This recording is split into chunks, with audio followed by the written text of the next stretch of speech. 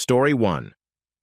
I stepped out of the hotel room shower, once again struck by the luxury of the presidential suite. I'm not one to indulge my desires, but my recent good fortune, in the form of a huge annual bonus, had made up for the long hours I'd been working, which meant a weekend in the most expensive hotel room in town was necessary to revitalize my marriage. I headed for the bathroom door, wrapping a towel around my waist, when there was a knock on the hotel room door. I opened the bathroom door ajar, knowing that my sexy wife loved to tease the room service staff. I wasn't disappointed as I watched Savannah loosen the waistband of her hotel robe until almost her entire lush naked body was exposed before opening the door. To our mutual surprise, however, it was a pretty little blonde who pushed the cart with our dinner into the room. "Come in," my wife muttered, stepping aside and lightly tucking her robe in. The young lady was taking the lids off the plates when she turned to my wife. "Oh, hello," she exclaimed excitedly. "Welcome back, Mrs. Wayne. Like Batman." She finished with a smile, clearly proud to have greeted a VIP guest by name. My wife's eyes widened slightly at being recognized as she quickly glanced towards the bathroom where I remained out of her sight. Remembering that my wife's boss always introduced himself when introducing himself, Bruce Wayne, like Batman, probably 1,000 times in the last few years, suddenly gave me a hole in my stomach. I finished toweling myself dry and dressed in my hotel robe as my wife disposed of our little waitress. I hoped she had rewarded her with a big enough tip for her invaluable service. "Hi, honey," I shouted as I came out of the bathroom. "Can you go get some ice? I have a bottle of champagne we need to chill." The lustful grin I bestowed on her as our eyes met let her know where I intended to pour the champagne as soon as it cooled. I held out the ice bucket to her. Savannah smiled and stretched like a cat, her body as gorgeous as the day we got married. As she stood up and headed barefoot toward the door, I yelled out, "Take off your robe." She was a latent exhibitionist, and assuming Savannah would accept the challenge, I wasn't surprised when she threw off her robe, showed me her tongue, and quickly rushed through the room door. The banging, pleading, and crying started about a minute later, and seemed to continue for a while as I quietly gathered all my clothes, and it was almost 10 minutes before I heard the door open before the visitor was stopped by the security chain. "I'm not ready for room service yet, thank you." I started to close the door when someone struggled to open it. "It's the hotel manager," came a desperate voice through the remaining gap. "What can I do for you?" I asked kindly through the ajar door. "Could you let your wife go back to your room, sir?"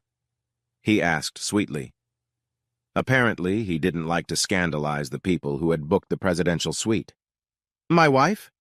I can assure you there is no one I would like to share my life with here in this hotel," was my honest answer. A loud cry of pain seemed to come from the hallway at my comment, as the manager turned to speak to Savannah. She seemed to have managed to get a towel somewhere, and dried tears adorned her pretty face. "Are you saying that's not your wife?" The manager tried again. "We have an employee who says she saw this woman in your room just 15 minutes ago." I saw a pretty little blonde waitress standing nervously behind the manager, trying desperately not to be dragged into this mess. I addressed the waitress directly. "If you recognize this woman, what's her name?"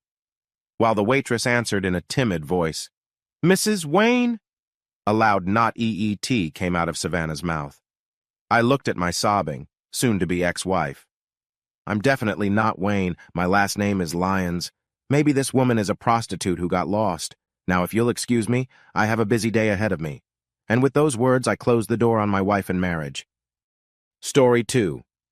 As I placed the last bag of my wife's clothes on top of the large pile that occupied my mother-in-law's living room, I thought once again that traveling with newborns is not easy. My father-in-law, Michael, turned to me with a smile. "It was unlucky that you had to travel for work so soon after little Gregory was born, but Marie and I are glad they are here." I smiled back at him briefly as my wife cautiously entered the room. It had only been 3 days since the C-section. Lexi looked tired, but beautiful. The pale smile she turned toward me let me know how much that small movement had taken its toll on her.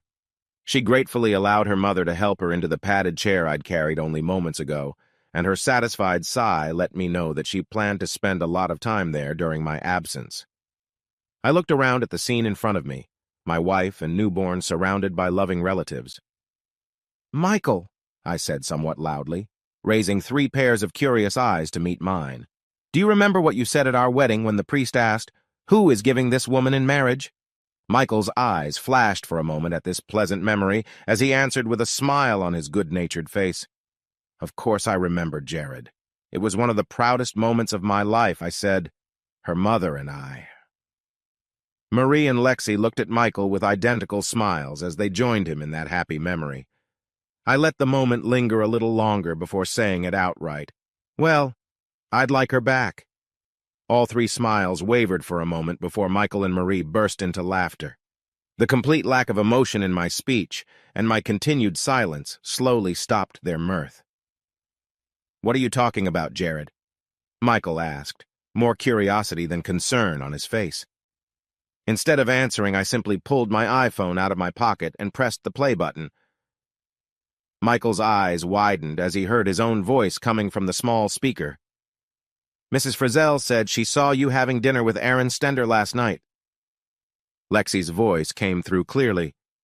"It was just dinner, Daddy. Married less than a month and you're dating a guy who almost ruined your life.